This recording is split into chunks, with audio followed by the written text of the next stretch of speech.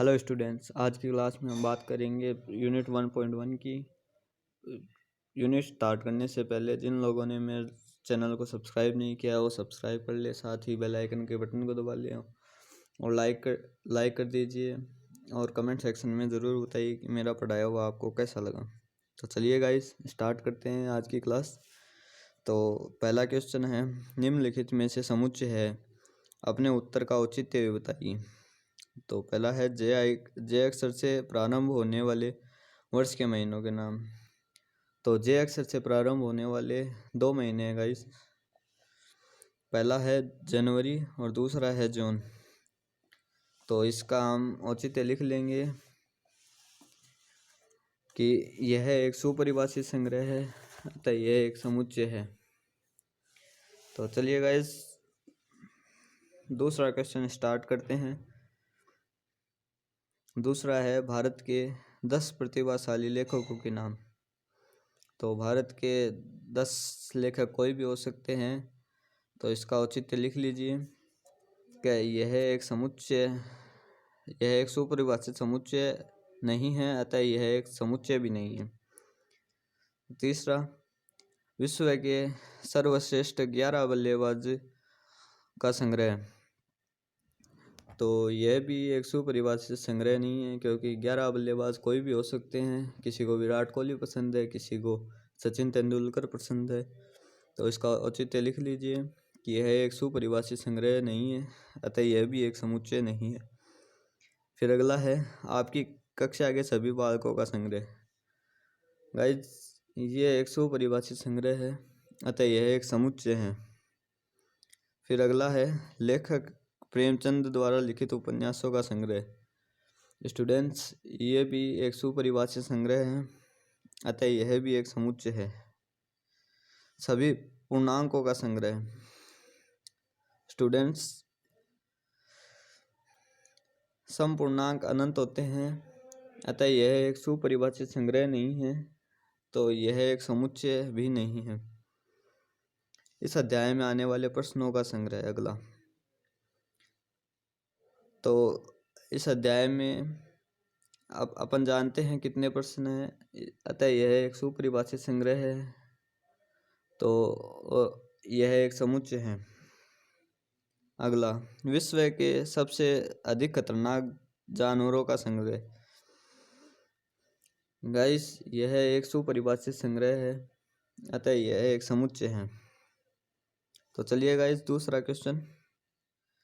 मान लीजिए ए बराबर 1 2 3 4 5 6 है, तो रिक्त स्थान में प्रतीक चिन्ह बिलोंग्स टू अथवा डज नॉट बिलोंग्स टू भरिए।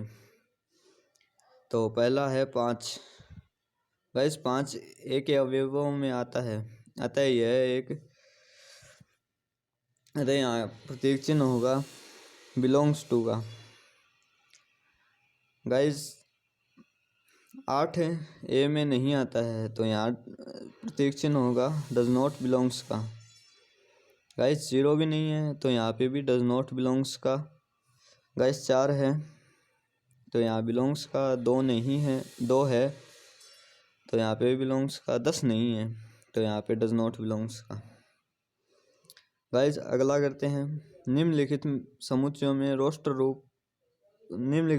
को रोस्टर रूप में लिखिए। तो पहला है, ए बराबर एक्स, जहाँ एक्स एक पूर्णांक है और -3 से बड़ा और 7 से छोटा। तो चलिए गाइस, लिखते हैं ए बराबर -2 -1 0 1 2 3 4 5 और 6। ये होगा इसका रोस्टर रूप। अगला है बी बराबर एक्स, जहाँ एक्स से संख्या 6 से कम एक प्राकृत संख्या है। तो 6 से कम प्राकृत संख्या लिख लेते हैं। बी बराबर 1 2 3 4 5 बस गाइज ये हो जाएगी 6 से कम प्राकृत संख्या। तो गाइज अगला है x, जहाँ x 2 से कम अंकों की संख्या है। 2 अंकों की संख्या ऐसी प्राकृत संख्या है जिसके अंकों का योगफल 8 आता है। तो गाइस 2 अंकों की है। पहली संख्या है 17, दूसरी है 26, थर्ड है 35 और फोर्थ है 44, फिफ्थ है 53 और सिक्स्थ है 62 और सेवन्थ है 71 और लास्ट है 80। तो गाइस ये तीसरा हो गया। चलिए गाइस अगले क्वेश्चन की ओर बढ़ते हैं। डी बराबर x, जहाँ x एक अभाज्य संख्या है और जो संख्या 60 की भाजक है। तो गाइस ये होगा d बराबर 2, 3, 5। गाइस 2, 3, 5 एक अभाज्य संख्या है और ये 60 से भाज्य है। अतः यह एक अतः लिख लीजिए कि 2, 3 और 5 60 से भाज्य है। अगला है ई बराबर ट्रिग्नोमेट्री शब्द के सभी अक्षरों का समुच्चय। तो ई बराबर TRIGN।